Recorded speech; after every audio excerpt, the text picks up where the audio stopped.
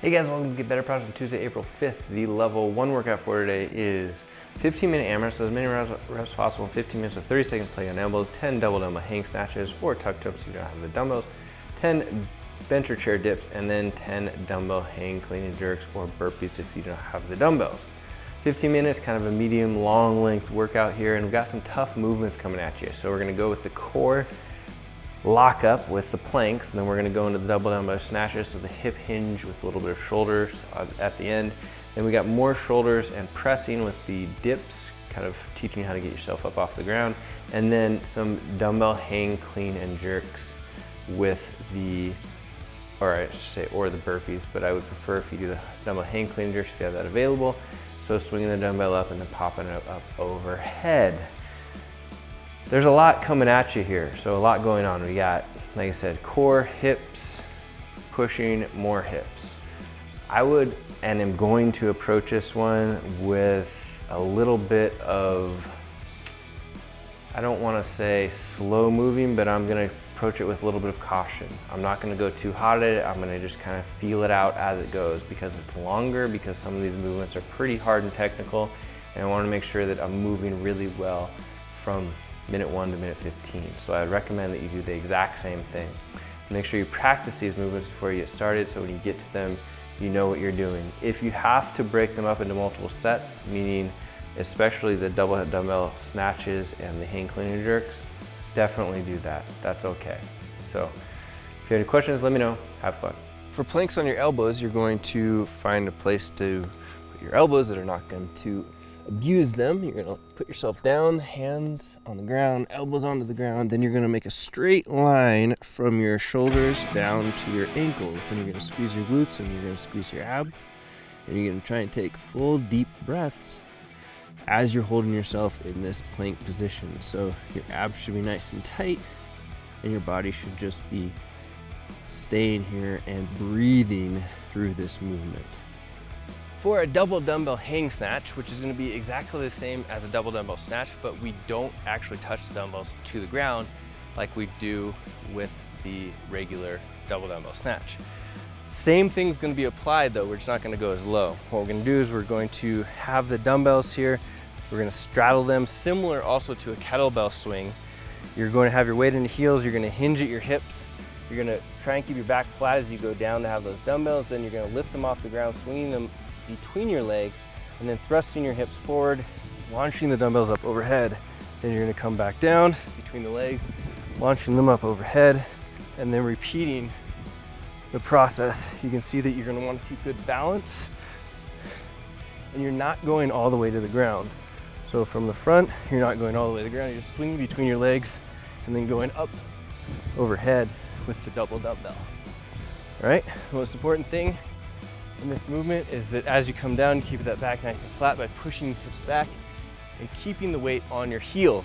If you have any questions, let us know. For tuck jumps, you're basically gonna put yourself into your explosive position, which is similar to your deadlift, which is similar to your run. So you're gonna be in this good postural position with your chest up, shoulders back. Then you're gonna throw your hands back, and you're gonna throw your hands forward. So as you do that, your weight's gonna shift from your heels to your toes, and you're gonna launch up into the air. And when you do that, you're gonna pull yourself into a tuck, or your knees to your chest. So it looks like this.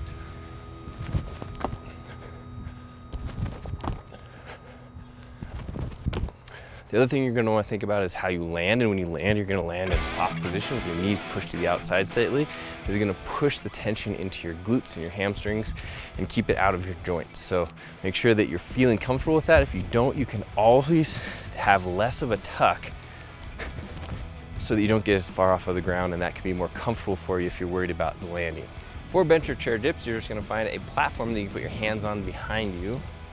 So you're gonna sit yourself down, you're gonna put your hands next to your butt, and you're gonna put your feet out in front of you, slightly bent knees, and then you're going to lower yourself down so you have a 90-degree angle into your elbows, and then extend yourself back up. The straighter that your legs are and the further they are out in front of you, as long as your butt is staying close to your bench or chair, the harder it's gonna be, and the easier is gonna be when your legs or feet are closer to you and you're doing the movement. The key is gonna be that you go down to a 90-degree angle, and then you extend all the way back up to a locked out position in the triceps or elbows.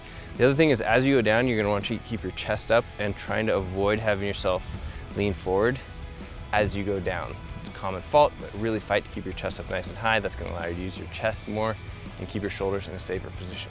For the dumbbell hang, clean, and jerk, you're gonna put yourself in your deadlift or clean position here. You're going to start by hinging your hips, weight to your heels, press the knees to the outside, picking up the weight, deadlifting it up to the hang position. Then what you're gonna do is you're gonna swing the weight back, jump it into your front rack, then from there you're gonna jerk it by dip, drive, press, dip, stand up. So hang clean, dip, drive, press, dip, stand up, and then repeat to do multiple of these at a time.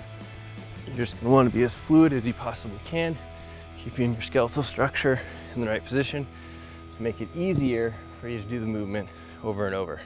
For the regular burpees, you are going to take a squat stance, which is basically your squat position, feet slightly wider than hip width, toes slightly externally rotated.